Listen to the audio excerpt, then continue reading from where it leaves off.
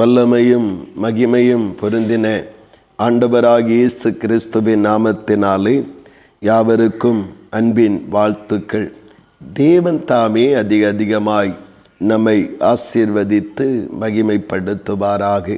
இந்த நாளுக்குரிய தியான வசனம் ஏசாயா 53 அதன் 10வது வசனம்.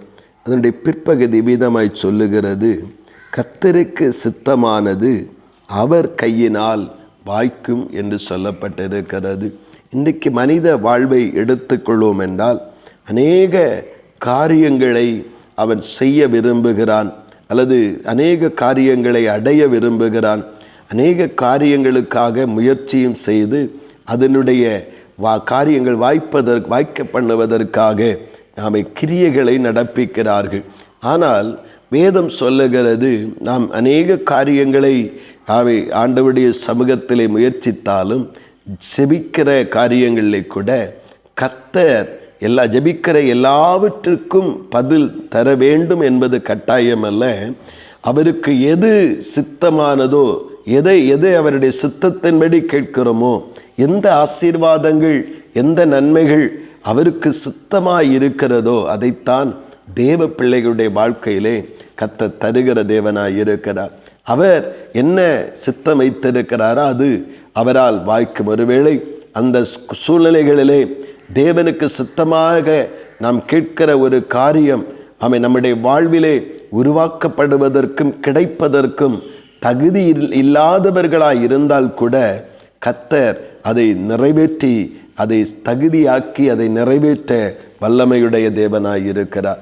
அவருக்கு சித்தமானதை எந்த தடைகளையும் தாண்டி, எந்த சத்துருவையும் தாண்டி, எந்த மனித பலத்தையும் தாண்டி, எந்த மாந்திரீக பிசாசின் வல்லமைகளையும் தாண்டி அது நிறைவேற அதற்கு வல்லமையுண்டு. காரணம், கர்த்தர் தம்முடைய இரக்கத்தினாலே அதை செய்கிறார். இன்றைக்கு நாம் விசுவாசத்தில் அநேக நேரத்திலே இங்கே தான் குழம்புகிறோம், நிறைய செபிக்கிறோம், ஆனால் பதிலை பார்ப்போம் என்றால் சில காரியத்திற்குத்தான் பதில் கிடைக்கிறது. காரணம் என்ன? நாம் ஜெபிக்கிறது ஏராளமாக இருந்தாலும் கர்த்தர் நமக்கு எதை செய்ய வேண்டும் என்று அவர் சித்தம் கொள்ளுகிறாரோ அதை மாத்திரம்தான் நாம் பெற்றுக்கொள்ள முடியும். இந்த தெளிவோடு விசுவாச வாழ்விலே சோர்வில்லாதபடி கர்த்தர் அவருக்கு சித்தமானது எல்லாம் செய்கிறார் என்று வேதம் நமக்கு சொல்லுகிறபடி அவருக்கு சித்தமானது தான் என்னுடைய வாழ்க்கையிலே வாய்க்கும் என்று சொல்லுகிற அந்த தெளிந்த ஞானத்தோடு தொடர்ந்து கர்த்தரை பின்பற்றுவோம்.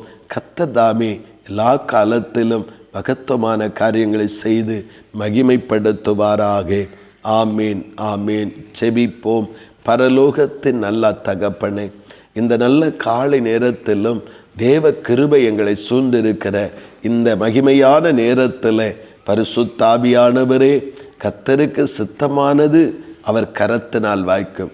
கர்த்தருக்கு சித்தமான காரியங்கள் ஒருவேளை பூமியில் இல்லாவிட்டாலும், அந்த பொருட்கள், அந்த உடைமைகள், அந்த நபர்கள் இல்லாவிட்டாலும், அந்த ஆசீர்வாதங்கள் பெற்றுக்கொள்ள தகுதியான பாத்திரங்கள் இல்லாவிட்டாலும் அதை உருவாக்கி அதை நிறைவேற்றுவதற்கு வல்லமையுடைய தேவன் என்பதை இந்த பகுதிகள் எங்களுக்கு சொல்லுகிறது. ஆமாண்டவரே, நாங்கள் தளர்வில்லாமல் விசுவாச வாழ்க்கையை முன்னேறி செல்ல ஆண்டவர் கர்த்தருக்கு சித்தமானதினால் அவருடைய கரத்தினால் என்னுடைய வாழ்க்கையில் வாய்க்கும் கிடைக்கும் என்கிற நம்பிக்கையோடு முன்னேற கர்த்தர் உதவி செய்யும். அப்படி நீங்கள் செய்கிறபடியாய் ஸ்தோத்திரம். இயேசு கிறிஸ்துவின் மூலம் ஜெபிக்கிறோம் ஜீவனுள்ள நல்ல பிதாவே. ஆமேன், ஆமேன்.